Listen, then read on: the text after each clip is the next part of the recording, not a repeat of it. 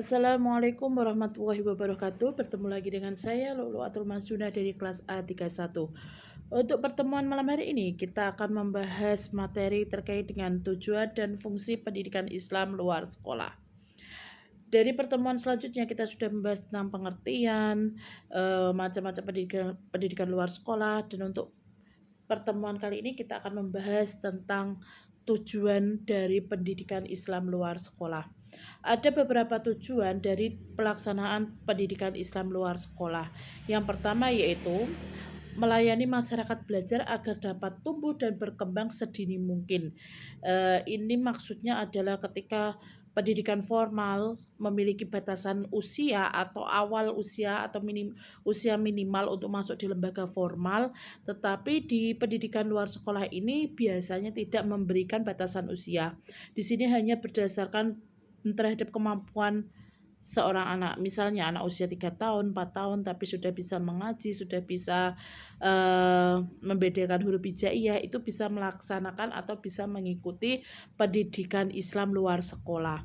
Tetapi kalau di sekolah formal, walaupun dia sudah pandai mengaji, pandai membedakan huruf hijaiyah, tetapi usianya belum mencukupi, tidak bisa untuk mengikuti pembelajaran di sekolah. Jadi itu dikatakan bahwa pendidikan luar sekolah adalah melayani masyarakat untuk belajar sedini mungkin.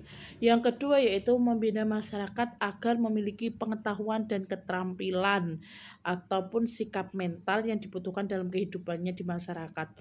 Artinya, terkadang di pendidikan formal itu hanya kebanyakan dari sisi pengetahuan, tetapi secara keterampilan atau secara praktek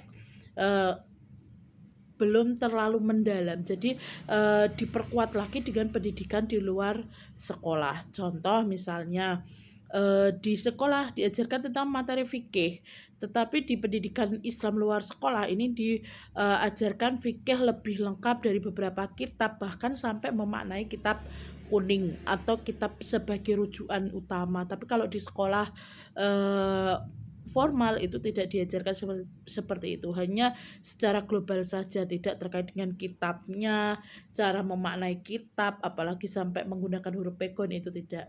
Jadi diperdalam lagi di pendidikan Islam luar sekolah. Yang kedua yaitu untuk memenuhi kebutuhan belajar yang tidak terpenuhi di jalur pendidikan sekolah. Jadi ketika di sekolah ini ada ada sistem pendidikan dengan kurikulum yang sudah ditetapkan, ini kadang tidak mencakup semua kebutuhan yang dibutuhkan di dalam kehidupan seseorang di dalam masyarakat. Contoh terkait dengan kegiatan bagaimana cara menyampaikan aspirasi, bagaimana cara melaksanakan musyawarah yang benar di masyarakat seperti apa, atau bagaimana caranya sikap kita di dalam masjid, di dalam musola ketika ada majelis, itu terkadang tidak dijelaskan secara mendetail, tapi di dalam pendidikan di luar sekolah ini diajarkan lebih mendetail, lebih kepada prakteknya. Selanjutnya kita akan membahas tentang fungsi pendidikan luar sekolah. Jadi pendidikan luar sekolah ini memiliki beberapa fungsi. Yang pertama yaitu sebagai substitusi pendidikan sekolah. Apa itu sebagai substitusi pendidikan sekolah? Ini artinya pendidikan luar sekolah atau PAI ini bisa menggantikan sekolah formal.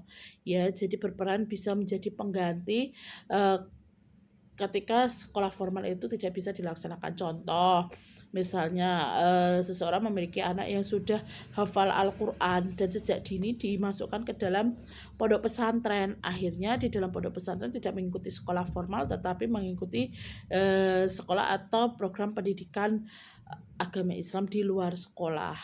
Ya, artinya tidak dalam lembaga formal. Yang kedua yaitu sebagai komplement pendidikan.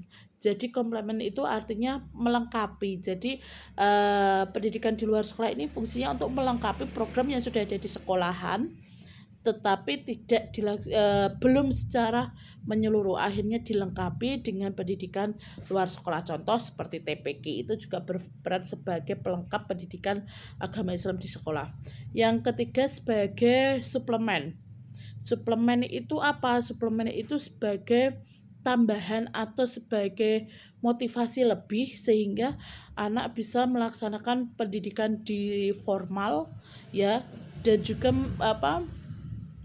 pendidikan di formal di lembaga yang sudah berkurikulum. Nah, itu berdasarkan dari semangat atau motivasi yang didapatkan ketika ada pembelajaran di luar sekolah atau pengalaman yang dia dapatkan di lapangan. Terus di mana pendidikan itu melibatkan beberapa aspek atau beberapa komponen seperti lingkungan masyarakat, lingkungan keluarga, yaitu atau lingkungan pergaulan dia itu mempengaruhi bagaimana pelaksanaan pendidikan Islam luar sekolah gitu. Dan yang pastinya tujuan atau motivasi dalam diri sendiri yang membuat seseorang itu nantinya tergerak untuk melaksanakan pendidikan luar sekolah. Jadi dapat kita simpulkan bahwa pendidikan tidak harus diraih secara formal saja, tetapi bisa dilaksanakan pendidikan di luar sekolah. Artinya pendidikan yang memiliki kurikulum, memiliki tujuan yang jelas, tetapi dilaksanakan di luar pendidikan formal. Seperti itu yang dapat saya sampaikan, kurang lebihnya mohon maaf. Wassalamualaikum warahmatullahi wabarakatuh.